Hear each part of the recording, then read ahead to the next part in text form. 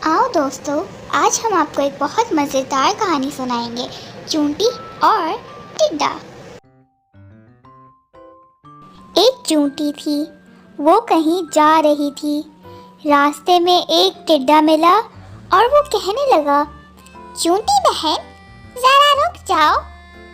वो चूंटी रुक गई, पूछने लगी, क्या बात है? टिड्डे ने कहा, ठंडी ठंडी हवा चल रही है, आओ बाग में खेलें। चूंटी ने कहा, मैं कैसे खेलूं? मुझे दाने इकट्ठे करने हैं। जब बरसात आएगी तो छोटी छोटी चूड़ियाँ क्या खाएंगी?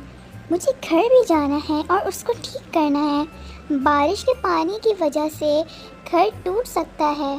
टिड्डे ने कहा, हम तो बस खेलते हैं। एक दिन बादल आ गए और बारिश शुरू हो गई। टिड्डा भीगता हुआ आया, चूंटी का दरवाज़ा खटखटाने लगा और कहा, चूंटी बहन, मुझे अपने घर में थोड़ी सी जगह दे दो। मैं बारिश में बहुत बुरी तरीके से भीग चुका हूँ। जब तक बारिश हो रही है मैं तुम्हारे घर रहूँगा। बारिश रुकने के बाद मैं चला जाऊँगा। चूंटी कहने लगी, भाई, सारा साल तुमने कोई काम नहीं किया, ना तुमने अपना खुद का घर बनाया, मुश्किल वक्त के लिए कुछ अनाज भी जमा नहीं किया। जाओ, मैं तुम्हारी कोई मदद नहीं कर सकती। जो सुस्ती और काली दिखाए उसकी। टिड्डा जोरों शोर से रोने लगा, चूंटी बहन, इस बार तो माफ कर दो।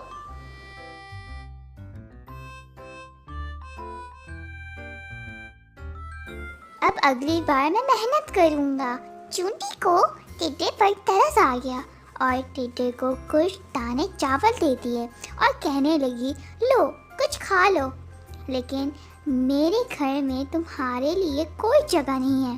प्यारे बच्चों, इससे हमें ये सबक मिलता है कि हर काम अपने वक्त पर करना चाहिए। तो और ऐसी मज़ेदार कहानियाँ सुनने के लिए आप हमारे चैनल को सब्सक्राइब कीजिए और नोटिफिकेशन बेल को ऑन करिए।